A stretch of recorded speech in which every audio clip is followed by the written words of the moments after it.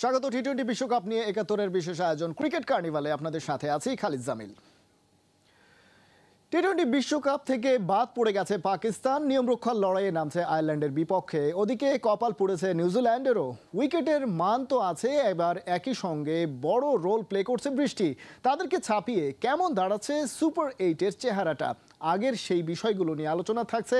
বাংলাদেশের সুপার 8-এ কোন জায়গাটায় অবস্থান হচ্ছে, সে সব কিছু নিয়েই আমাদের এই বিশেষ আয়োজন।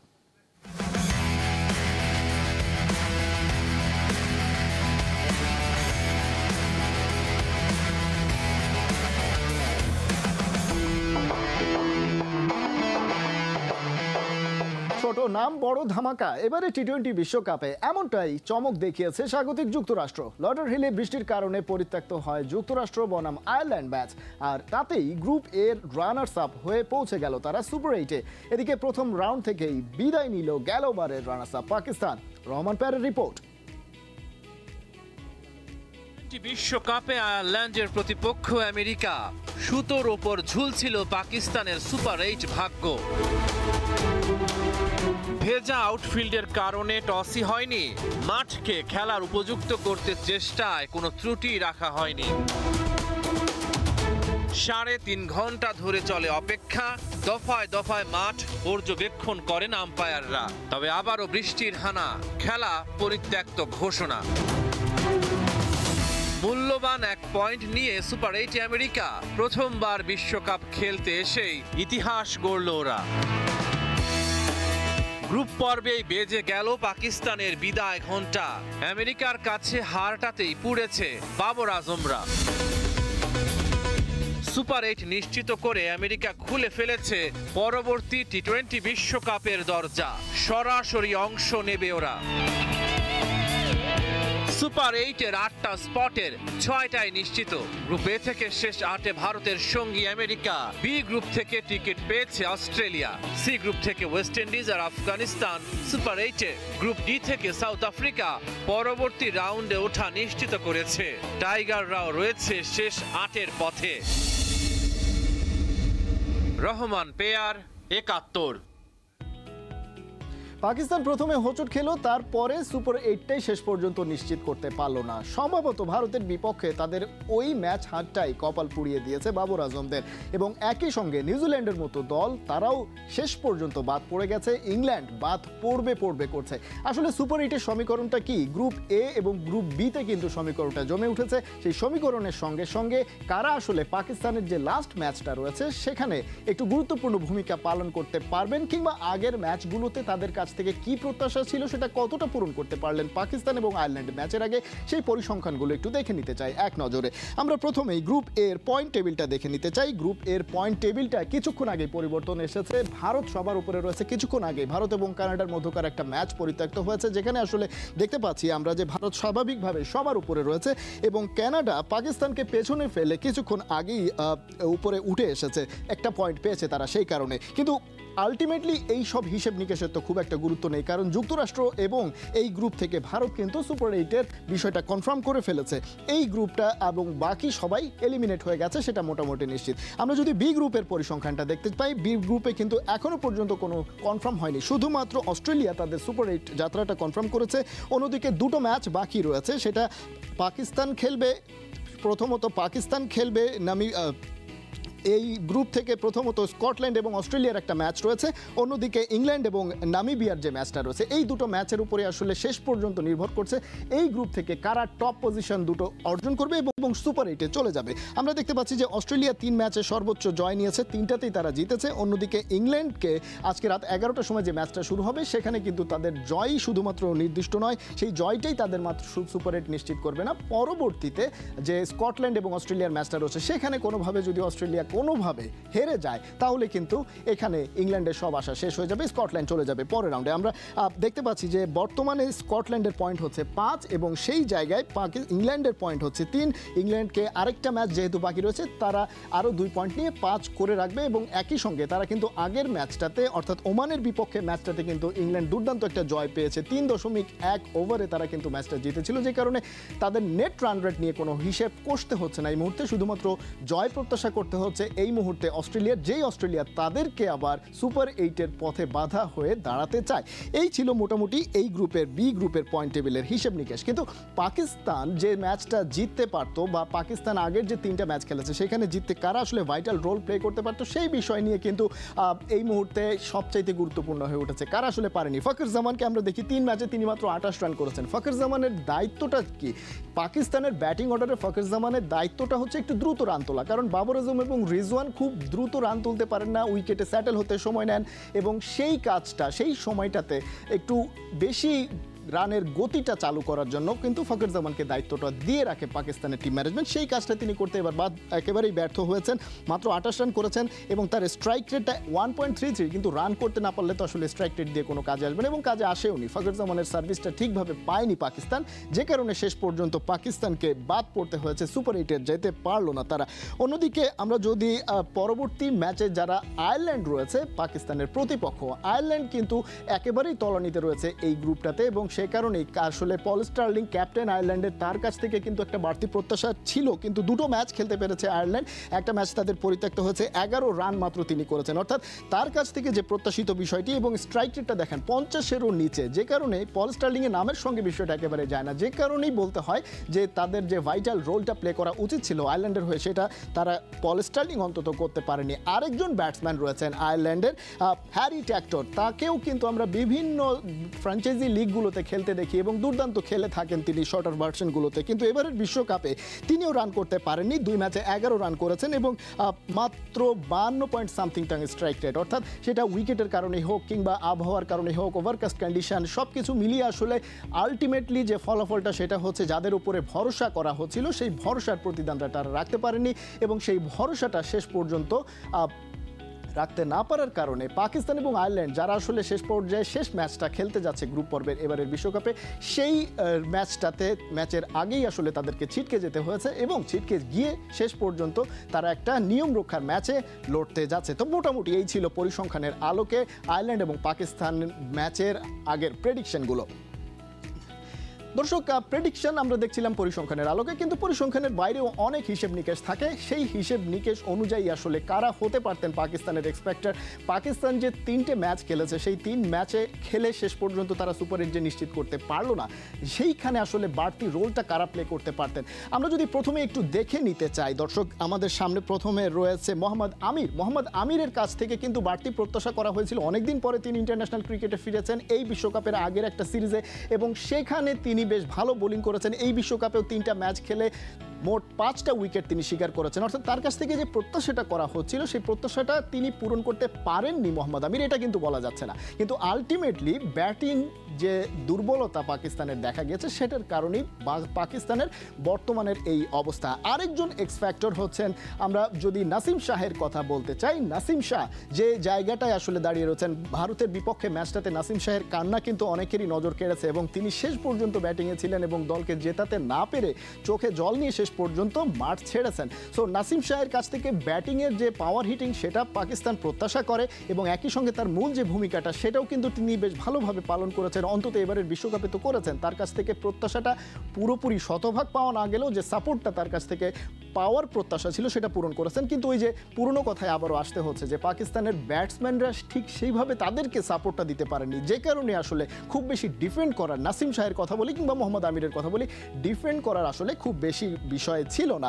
তো এই ছিল এক্স ফ্যাক্টর, কারা আসলে পাকিস্তানের এক্স ফ্যাক্টর হতে পারেন এবং একই সঙ্গে কারা সামনের লাস্ট যে ম্যাচটা রয়েছে তাদের আসলে সেখানে ভূমিকাটা কি হতে পারে সেই বিষয়ে আলোচনা।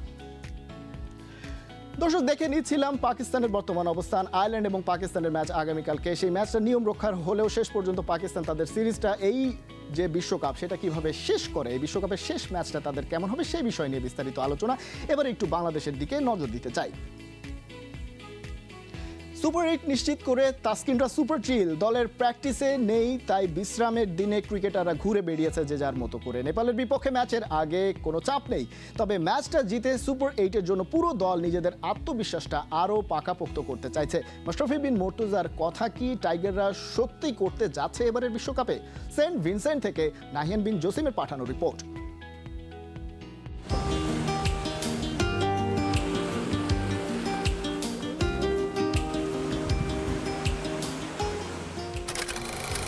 ক্যারিবিয়ান সির সৌন্দর্য মুগ্ধ করতে পারে পৃথিবীর যে কোনো প্রান্তের মানুষকেই। আমরা ওয়েস্ট ইন্ডিজে আসার পর থেকে এখানকার সৌন্দর্য রীতিমতো মুগ্ধ। এখানকার নৈসর্গিক সৌন্দর্য সব কিছুই কিন্তু আসলে চোখ জুড়ানো। ক্যারিবিয়ান সিতে আজকের দিনটায় সস্ত্রীক আসলে দারুণ কিছু সময় কাটিয়েছেন, দারুণ কিছু মুহূর্ত আসলে তিনি ক্যামেরাবন্দি করেছেন। মাহমুদুল্লাহ রিয়াদ আজকের দিনটা যেহেতু প্র্যাকটিস ছিল না, একেবারেই ফ্রি ছিলেন ক্রিকেটাররা। অনেকেই আসলে মসজিদে গিয়েছেন, জুমার দিন নামাজ পড়েছেন, যে যার মতো করে আসলে সময়টা কাটিয়েছেন। কিন্তু এই সময় কাটানোর মধ্যেও কিন্তু মাথায় ঠিকই কিন্তু সুপার 8-এর সমীকরণ। নেপালের বিপক্ষে যেই গুরুত্বপূর্ণ ম্যাচটা আছে, গুরুত্বপূর্ণ ওই সেন্সে বাংলাদেশ যে মোমেন্টামে আছে, সেই মোমেন্টামে আসলে বাংলাদেশকে নেপালের বিপক্ষে ভালো করতেই হবে, তাহলে তাদের আত্মবিশ্বাসটা আরও দৃঢ় হবে। মাশরাফি বিন মর্তুজা সাবেক ক্যাপ্টেন, যার ক্যাপ্টেন্সির শুরুটা আসলে এখানটায় হয়েছিল, টেস্ট ক্যাপ্টেন্সি করেছিলেন, ইনজুরির কারণে আসলে ছিটকে যেতে হয়েছিল। সেই মাশরাফি বিন মর্তুজা দারুণ একটা স্ট্যাটাস দিয়েছেন নেদারল্যান্ডসের বিপক্ষে জয়ের পর দিন। তিনি স্পষ্ট জানিয়ে দিয়েছেন বাংলাদেশের বিশ্বকাপটা এখন থেকে শুরু হলো। বাংলাদেশের দারুণ কিছু করার সুযোগ এই বিশ্বকাপে, অতীতকে ছাড়িয়ে যাবার সুযোগ এই বিশ্বকাপে। মাশরাফি বিন মর্তুজা যা বলেছেন সেটা কিন্তু ক্রিকেটাররাও আস্তে আস্তে বিশ্বাস করতে শুরু করে দিয়েছেন। বাংলাদেশ দলের প্র্যাকটিস ছিল না, আগামীকাল আবারও প্র্যাকটিস, এবং সেই প্র্যাকটিসে আসলে নেপালের বিপক্ষে রণকৌশলটা ঠিক হবে। নেপালের সঙ্গে বাংলাদেশ আসলে কেমন করে এই কন্ডিশনে, সেটাও কিন্তু একটা দেখার বিষয় আছে। কারণ এখানে যতটা ভালো করতে পারবে বাংলাদেশ, পরের যেই ইন্ডিয়া কিংবা অস্ট্রেলিয়া কিংবা আফগানিস্তানের বিপক্ষে ম্যাচে কিন্তু সেটা দারুণ আত্মবিশ্বাসের রসদ হিসেবে কাজ করবে। Nahiyan Bin Jasim, 71, Saint Vincent, West Indies. Nahiyan Bin Jasim জানাচ্ছিলেন বাংলাদেশ দলের সর্বশেষ অবস্থান এবং লাস্ট ডেতে, অর্থাৎ আমরা জানি নেপালের বিপক্ষে যে ম্যাচ, সেখানে তিনি প্র্যাকটিস করছে বাংলাদেশ দল। সেই প্র্যাকটিসের ছবিও কিছুক্ষণ আগে আমাদের হাতে এসেছে। এ পর্যায়ে আমরা একটু বোঝার চেষ্টা করব যে অপেক্ষাটা মাশরাফি বিন মর্তুজা বলছেন, যে অপেক্ষায় রয়েছে বাংলাদেশের শত কোটি কোটি মানুষ, সেই অপেক্ষাটা আসলে কিভাবে পূরণ হবে এবং শেষ পর্যন্ত বাংলাদেশ দল কিভাবে সুপার 8-এর লড়াইটা কিভাবে ফেস করবে, সেই বিষয় নিয়ে একটু বিস্তারিত আলোচনা করতে চাই। আমাদের সঙ্গে যুক্ত হয়েছেন ক্রীড়া বিশ্লেষক নাসিরউদ্দিন চৌধুরী। নাসিরউদ্দিন চৌধুরী, স্বাগত আপনাকে ক্রিকেট কার্নিভালে। বাংলাদেশ দল বেশ ফুরফুরে মেজাজে আছে, সেটা তো স্বাভাবিক ব্যাপার, এবং মূল লড়াইটা শুরু হচ্ছে সুপার 8-এ। বাংলাদেশ দল যে জায়গায় রয়েছে, কন্ডিশন দেখে মনে হচ্ছে যে যুক্তরাষ্ট্রে রান হচ্ছিল না, বোলারদের দাপট ছিল, সেই সিচুয়েশনটা পাল্টাবে। 150 থেকে ওপরের দিকে 200 পর্যন্ত হয়তো বা রান হবে। বাংলাদেশের ব্যাটসম্যানরা সেই কন্ডিশন সামাল দিতে কতটা প্রস্তুত এই মুহূর্তে? ধন্যবাদ আপনাকে এবং 71-এর দর্শকবৃন্দকেও আমার শুভেচ্ছা। বেসিক্যালি ইয়াস, আপনার যুক্তরাষ্ট্র থেকে যে ওয়েস্ট ইন্ডিজের পিচে যে কন্ডিশন, ডেফিনেটলি বেশ কিছু ডিফারেন্স আমরা দেখতে পাচ্ছি। এখানে রান হচ্ছে একটু ওদের চেয়ে বেটার। আমি আবার খুবই যে বেটার এটা বলতে পারবো না। যেমন ধরেন আপনার আইপিএল এর খেলাগুলো যেভাবে হয়, 200+, 250+ ইভেন্ট ইজ নাথিং, মানে একেবারে ইজিলি সামটাইমস চেজেবল হয়ে যায়। তো ওই রকম কিছু না হলেও মনে হচ্ছে যে আপনার এটা 170-80 ম্যাক্সিমাম স্কোরের একটা উইকেট। তো এই ক্ষেত্রে যে কাজটা আমাদের এখন যে পর্যায়ে আমাদের আছে আর কি, এবং আমরা যদি ডিপলি আমাদের ব্যাটসম্যানদের ক্যাপাবিলিটি বা তাদের যে সামর্থ্য বা তাদের ওভারঅল যে তাদের মেন্টালিটি যদি চিন্তা করি, এখন তাদের বেসিক্যালি যেটা মেন্টালি তাদের যথেষ্ট স্ট্রং থাকতে হবে। কারণ আপনার আর অতীত নিয়ে কোনো চিন্তা ভাবনা করা যাবে না, বিকজ আমাদের যে রিসেন্ট পাস্ট যে ব্যাটসম্যানদের যে ব্যাটারদের যে আপনার পারফরমেন্স গিয়েছে, এটা বলার মতো না। এবং এটা যদি চিন্তা করে দেন তাদের মানে পারফরমেন্সের আরো খারাপের দিকে, সেটা নিয়ে দুশ্চিন্তা তো রয়েছেই। নাসিরউদ্দিন চৌধুরী, যে বিষয়টা স্পেসিফিক্যালি জানতে চাই, যে আমরা দেখেছি লিটন দাসকে নিয়ে আলোচনা ছিল, একটা ম্যাচে তিনি রান করলেন, তারপর আবার অফ হয়ে গেলেন। আমরা সৌম্য সরকারের কাছ থেকে 2-একটা শট দেখলাম, আমরা তানজিদ তামিমের কাছ থেকে বড় কোনো ইনিংস পেলাম না, কিন্তু অন অ্যান্ড অফ তিনি মোটামুটি রান করছেন। কিন্তু ক্যাপ্টেন নাজমুল হোসেন শান্ত ধারাবাহিকভাবেই খারাপ করছেন। এই অন কিংবা অফ হওয়ার বিষয়টা তার ভেতরে নেই, তিনি পারফরমেন্সের অভাবের দিক থেকে অনেক বেশি ধারাবাহিক। সেই জায়গা থেকে বাংলাদেশের চ্যালেঞ্জটাকে একটু বাড়তি কিনা। বেশ কয়েকটা ম্যাচে স্পেশালি সাউথ আফ্রিকার বিপক্ষে ম্যাচটাতে মনে হচ্ছিল যে শান্তর ব্যাটে রানটা আসলেই বাংলাদেশ জিতে যায়। এরকম কিছু এই অবস্থায় অর্থাৎ সুপার 8 পজিশনে এসেও তৈরি হতে পারে কিনা? এই ক্ষেত্রে আমি একটু ডিপে যদি যেতে চাই, কারণ যেহেতু খেলাটা আপনার এক পর্যায়ে চলে এসেছে, আমি অত ডেপথে যেতে চাই না। আমরা সবাই তো সাকসেস চাই। সাকসেস চাইলে আমরা দেখবো আমাদের সাথে এখন সবচেয়ে রাইভালরি কাদের হচ্ছে, শ্রীলঙ্কার হচ্ছে। আপনি যদি চিন্তা করেন, শ্রীলঙ্কা কিন্তু 2টা ওয়ার্ল্ড কাপ উইনার, একটা কিন্তু আপনার T20 ওয়ার্ল্ড কাপ 2014-এ, আর ওয়ানডে উইনার আপনার 1996-এ। কিন্তু তাদের কিন্তু আপনার যদি দেখেন আপনার প্লেয়ারদের কোয়ালিটি এবং প্লেয়ার ওদেরও কিন্তু আপনার যদি এ ক্লাস প্লেয়ার ব্যাটার বলেন, আপনার ওই 96-এও আপনার অরবিন্দ ডিসিলভা, রানাতুঙ্গা, সাপোর্টিং হিসাবে ছিল রোশন মাহানামা প্লাস গুরু সিংহা। আপনি দেখেন ওদের কিন্তু খুব মানে হিউজ যে আপনার মানে প্লেয়ারদের কোয়ালিটি ছিল তা কিন্তু না। এখন ব্যাপারটা ডিফারেন্স কোথায় ঘটেছে? ডিফারেন্স ঘটেছে আপনার বেসিকে। এখন শুরু থেকে আমি এগুলি বলতে চাইনি, আসলে প্রবলেম হলো বেসিকে। আমাদের যে বাংলাদেশি প্লেয়াররা basically we are not a sports nation, এটা হলো বাস্তবতা। এবং আমাদের যদি ডিপে চিন্তা করেন, আমরা বলছি যে লিটন দাস, তারপরে আমাদের সব লিটন দাস, তার যার স্ট্রাইক রেট আপনার কত 126, এভারেজ 222.83। ওয়ারেজ আপনি চলে যান যে সময় আপনার Sri Lanka winner of the world cup 2014, each and every player, Sangakkara বলেন, জয়াবর্ধনে বলেন, 130 প্লাস আপনার স্ট্রাইক রেটে তারা 30 এভারেজে রান করে গেছে। যদি ফিনিশার বলেন আপনি জিসারা পেরেরা 151 স্ট্রাইক রেটে রান করছে 21 এভারেজে। আপনি এগুলো তো মানে আপনার সাকসেসের তো আপনার মানে র ম্যাটেরিয়াল বা রেসিপিটা দেখতে হবে। এখন আমরা আসলে অনেক প্রত্যাশা করতেছি, বাট আমাদের জায়গাটা কোথায়? সেক্ষেত্রে আপনি বলছেন যে আমাদের সাঙ্গাকারার মতন ব্যাটসম্যান নেই, কিংবা এখনকার সময়ের বিরাট কোহলি কিংবা রোহিত শর্মার মতন ক্রিকেটারও আমাদের নেই, কিন্তু আলটিমেটলি বাংলাদেশের ক্রিকেট যে পজিশনে এসে পৌঁছেছে, আমরা বিশ্বকাপের চ্যাম্পিয়ন্স ট্রফিতে বড় পজিশনে গিয়েছি, বিশ্বকাপেও আমরা এর আগে দুর্দান্ত খেলেছি, T20-তে হয়তো বা খুব ভালো কোনো অর্জন আমাদের সেই পর্যায়ে যাওয়ার মতো নেই, কিন্তু তারপরও বেশ কিছু অর্জন আমাদের রয়েছে। নিউজিল্যান্ডের মতন দলকে আমরা হারিয়েছি। সো এই সাফল্যগুলোর রহস্যটা তাহলে কি? বেসিক্যালি আপনার অনেক ইভেন্টে আপনি আপনার পোটেনশিয়াল অনুযায়ী খেলতে পারবেন, অথবা এটাকেও ছাড়িয়ে যেতে হবে। আপনাকে ধারণা করতে হবে আমার এভারেজ 26, লাইক আপনার আমি যদি বলি সাকিবের 26, 21, এই 21, 26 কে আপনাকে ছাড়িয়ে যেতে হবে। স্ট্রাইক রেট এভারেজ আপনার সবাই ম্যাক্সিমাম 129 হলো আপনার তৌহিদ হৃদয়। আপনাকে এই অবস্থায় থাকতে হবে বা একে ছাড়িয়ে যেতে হবে। On the given date you can win.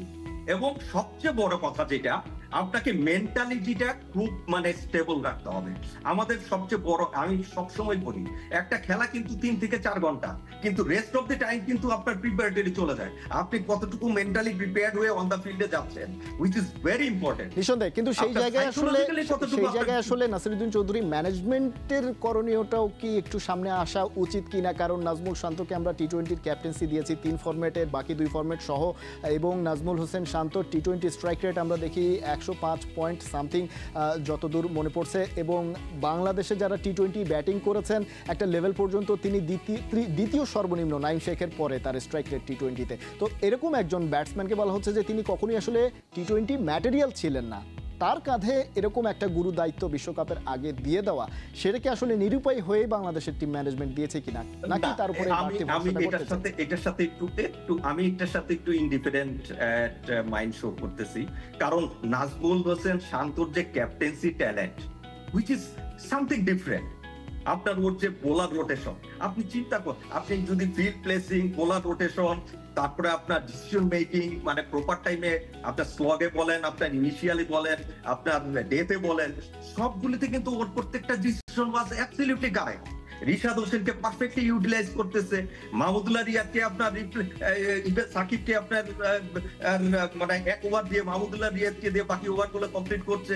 মানে ক্যাপ্টেন্সির ব্যাপারে মানে আমার মনে হয় না nobody will ask something to Shant. Bowling এবং ফিল্ডিং Problem টা পজিশন কি এটা এই হয়েছে? জায়গাগুলোতে আসলে ক্যাপ্টেন্সির যে ক্যাপ্টেনের কাছ থেকে যে প্রত্যাশা সেটা তিনি মোটামুটি পূরণ করতে পেরেছেন ধরে নেওয়া যায়, যে কারণে আসলে শান্তর ব্যাটিংটা ঠিকঠাক ওইভাবে না হলেও তার কাছ থেকে আমরা যে কিছু পাচ্ছি না বিষয়টা এরকম নয়, সেটাই বলছিলেন আপনি Correct. নাসিরউদ্দিন চৌধুরী। আমাদের সময় একেবারেই শেষ পর্যায়ে, আপনাকে অনেক অনেক ধন্যবাদ ক্রিকেট কার্নিভালে যুক্ত হওয়ার জন্য।